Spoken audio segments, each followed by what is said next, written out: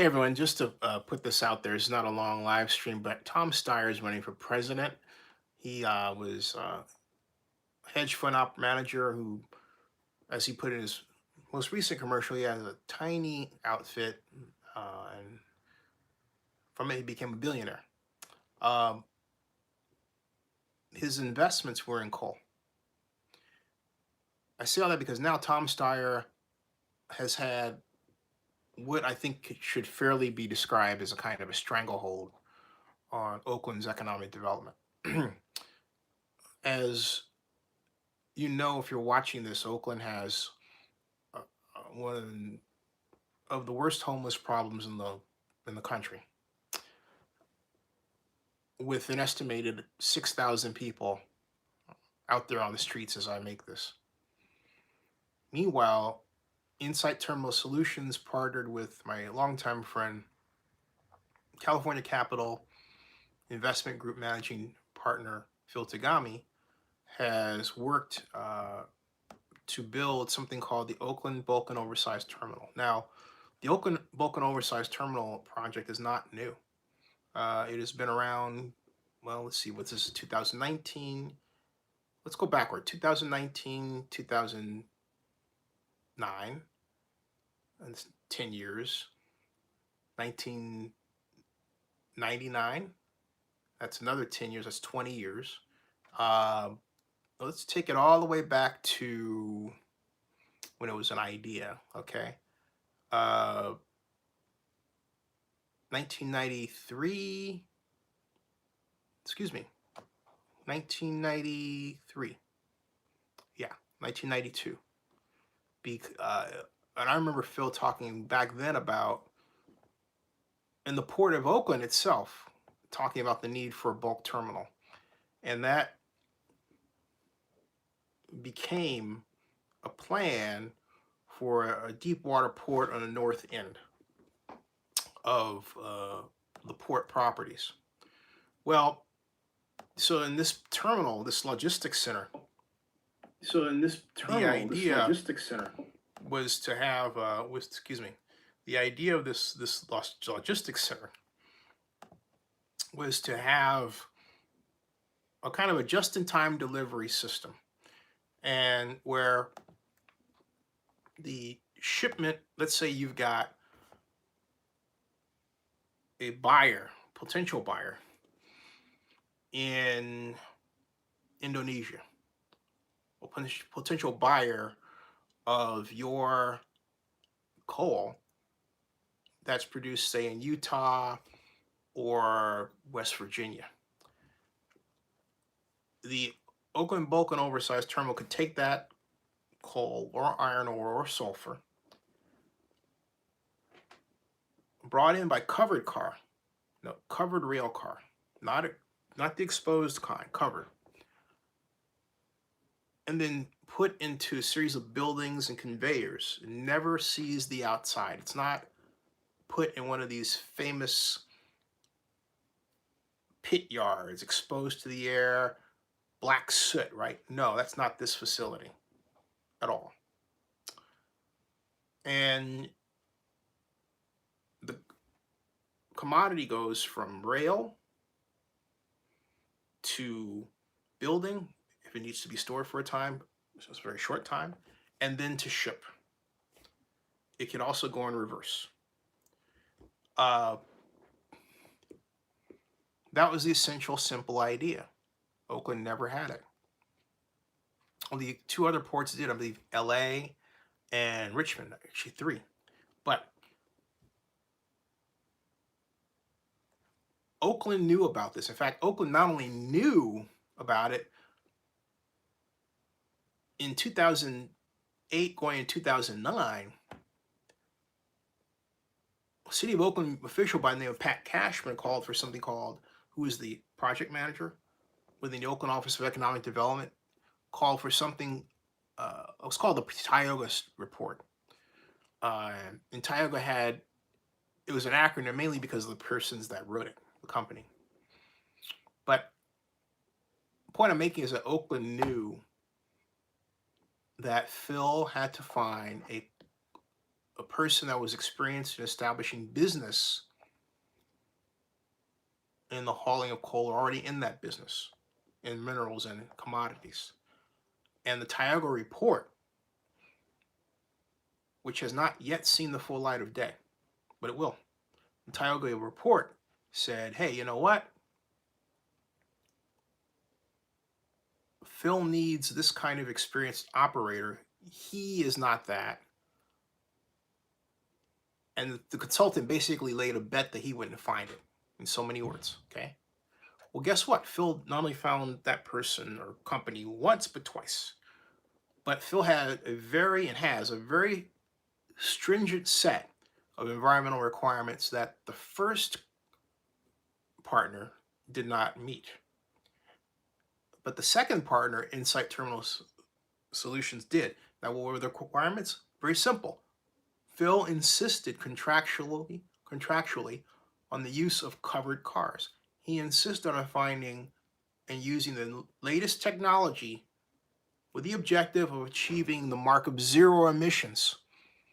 Zero emissions rail cars, which do exist, by the way. So, but with all this, Tom Steyer comes and starts spending money that he made. He made, I think, $1.6 billion in investments money. And he spent $121 million of that in politics, backing climate change legislation.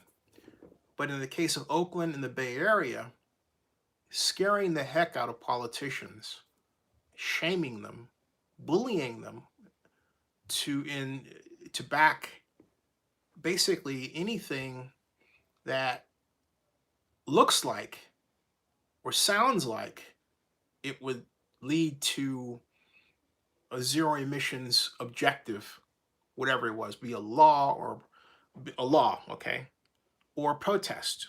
Note, because Tom Steyer gave his money to a number of nonprofits like the Sunlight Foundation that financed a number of other nonprofits that were known for protesting against Phil's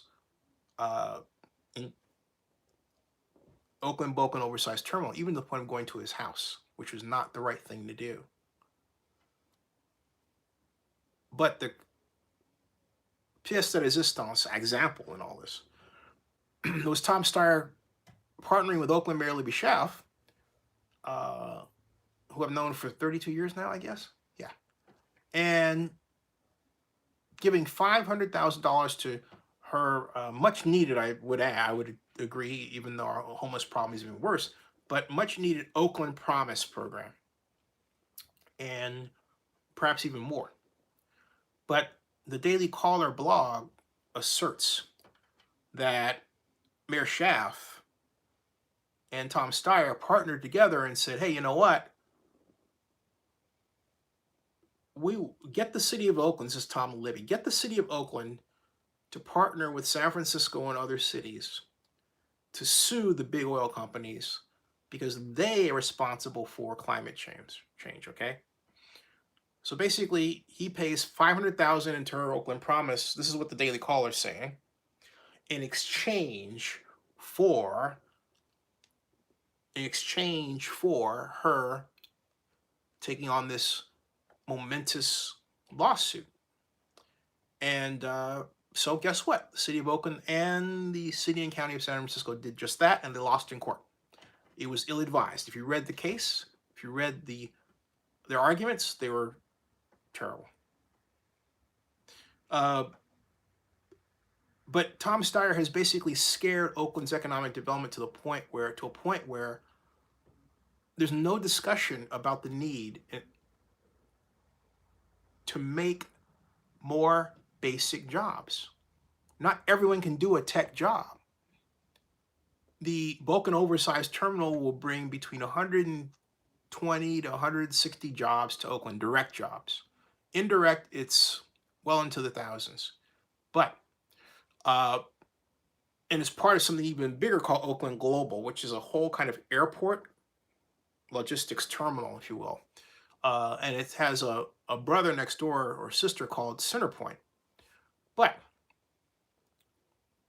in the case of what Phil's doing, the city has tried to hold up twice with this coal ban, stating, hey, the city says we didn't know that coal was going to be involved in this until 2015. Well, documents prove, as I said earlier, it was 2009. And I have the documents to prove it. And I've said it before, and I've written it before. Fred Blackwell, when Fred was the head of economic development for the city of Oakland, I conducted an interview with my friend Fred Blackwell, August 16th of 2012, where he admitted, it's right here on Zinni 62, all you have to do is type Fred Blackwell, Zinni 62, you'll see it, where he admitted that iron ore, which is basically the brother of coal in the making of steel, will be one of the commodities shipped. And I know for a fact that at that time, leading in 2013, the city of Oakland had bent over backwards not to use the term coal, primarily because of Tom Steyer's then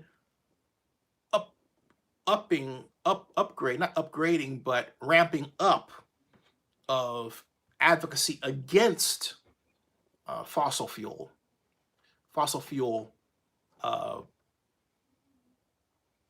production, or I should say activities that were related to the fossil fuel industry. I think it's more accurate to say that, okay? But at that time. And so what we've had is a little choke chain thrown around Oakland's economy that prevents the creation of basic industry jobs when we have the technology to apply to basic industry to make basic industry cleaner. That conversation has never took place. That conversation has never, ever been established in all of this, okay? Ever, all right? And that's Tom Steyer's fault. That is Tom Steyer's fault. So I'm alerting everyone as to what the real problem is. I can go a step further than that. Tom Steyer contributed $25 million to a real estate organization that, according to the Anti-Eviction Project, was responsible for putting a number of black families out onto the street. By their estimate, I believe almost 300 over a period of a few years. Tom Steyer put $25 million of the $72 million that company raised. He was responsible for that $25 million. So when I asked the test question to Tom Steyer's bank representatives, because he has this local bank in the Bay Area in Oakland, what are you doing to help create jobs for the homeless people that you help create in terms of their condition? You know what I got back? They said, well, you can have them put their money in our bank. Well, they're trying to make money. They're on the street. You hear what I'm saying? They're on the street. Let me repeat. They're on the street. Let me say that one more time. They're on the street. You see how cold that is? And yet no one asked Tom about that. He's been allowed to get away scot-free to this point without anyone asking him about his involvement in the illegal eviction of many black elderly people in West Oakland by his donating $25 million. Not rumor, fact, okay? Fact. And yet Tom cannot see himself to support the Insight Terminal Solutions Oakland Bulk and Oversized Terminal Project, in what Phil Tagami and John Siegel, who the CEO of Insight Terminal Solutions, have been working on. And Tom could really make that project go. And again, I state this. Do you realize that a key component of the Oakland Bulk and Oversized Terminal will be not just covered cars, but zero emission rail, zero emission trains. Again, zero emission. You hear me? Zero. Zero. And for those of you who say, oh, there are no covered cars that have transport and operation in the United States, you know what? You're a fool. You believe that? You're a fool. CSX, I discovered this for myself, I've said it before, ran covered cars along the Eastern Seaboard and the Midwestern United States for years now. This while a publication in the Bay Area I will not name was pointing out a falsehood. And if they put that out knowing that it was the truth, then they were lying. Knowing that what they were putting out wasn't the truth, then they were lying. Okay? What's this all for? And then you have kids. You have one organization I've talked about before, Youth versus the Apocalypse, teaching kids between 11 and 16. How do I know? They put it on their own video. How to storm Senator Dianne Feinstein's office over climate change. When I was their age, I wanted an internship, and I was trying to impress the senator. And so if things were done the way we learned, we would have come out with some approach we thought was smart, which would have led to, you guessed it, zero emissions, okay?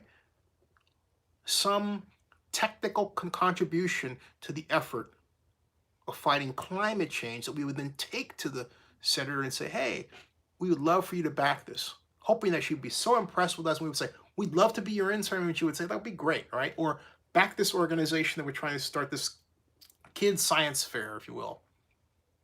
But no joke, right? But no. Youth versus Apocalypse has the Sunlight Foundation and Bay Area 360, I believe it is, teaching kids basically how to bully adults. That's a bad way to have a kid start off his or her life. If you have a teenager who gets on video and gets notoriety for being a butthole to a politician, oh great. How mature. As opposed to the way we used to do it, where the kid understood the industry and came up with the idea that no one else thought of, and that, oh my God, genius. And then Bechtel comes along, great engineering firm, and says, we've got a job for you.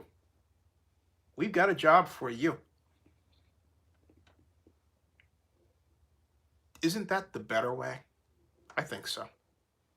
So I just want you to have a full picture of what's been going on. All right, subscribe to Zony62 on YouTube. I'll see you later.